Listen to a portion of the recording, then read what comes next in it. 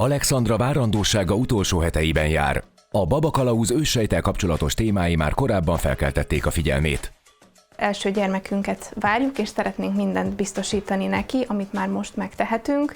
Először az interneten jártam utána a témának bővebben, utána természetesen konzultáltam a szülészorvosommal, a szülésznőmmel is. A szülészorvosom és a védőnőm is arra biztatott, hogy szerezzek bővebb információt, ugyanis ők nem adtak olyan választ, hogy támogatják vagy nem, mindenféleképpen ez a saját döntésünk volt, úgyhogy ezután kezdtem el bővebb információ után keresni. Az őssejt tárolásának a lehetőségéről először egy barátnőmtől hallottam, és ő ajánlotta, hogy menjek el egy babaváró programra, aminek keretében több információhoz jutottam az őssejttárolásról, ami felkeltette az érdeklődésemet.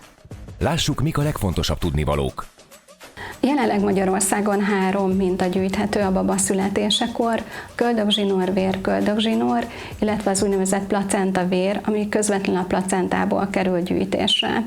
Ez annyiban különbözik a köldögzsinórvér gyűjtésétől, hogy a köldögzsinórvér és a köldögzsinór levétele után, amikor már a placenta is a világra jött, akkor közvetlenül ebből történik a vérnek, az abban pangó vérnek a kimosása.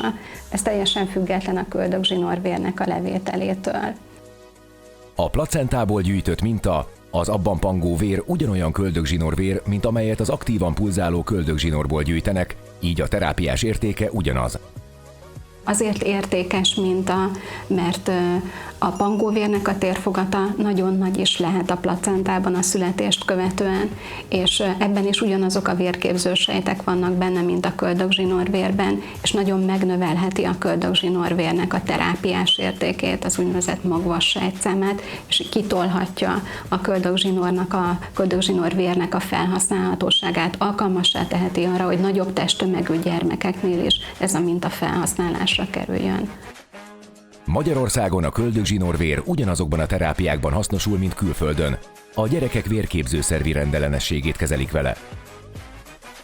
Gyakorlatilag 2001 óta használnak fel Magyarországon is köldögzsinórvért, és körülbelül 80 féle vérképzőszervi rendellenesség van felsorolva, ahol ez a minta felhasználható. A csontvelő alternatívájaként van minősítve. A napjainkig körülbelül 70 köldögzsinórvér felhasználás történt Magyarországon, kizárólag gyermekeknél. A köldögzsinór is tartogat értékes sejteket. Ezek a mezenhimális őssejtek. A mezenhimális őssejteknek az az alaptulajdonsága, hogy porcsejtekké, csontsejtekké, izomsejtekké, zsírsejtekké képesek differenciálódni, attól függően, hogy milyen szöveti környezetbe kerülnek beadásra. Illetve szakmailag elfogadott eljárással minősítették a mezenhimális őssejteket az úgynevezett GVHD reakcióknak a kezelésében. Ez transzplantáltaknál fordul elő, főleg csontvelő transzplantáltaknál. Ez az a súlyos gyulladásos folyamat, amikor kilökődik a minta a transzplantáltnak a szervezetéből. És ennek a felfokozott immunválasznak a leállításában használnak mezenhimális őssejteket. A barátok, illetve a család is támogatott abban, hogy az őssejttárolás mellett döntsünk, mert a több ismerősöm is tároltatta az őssejtet, és ők is nagyon meggyőző érveket hoztak fel amellett, hogy miért fontos tároltatni az őssejtet.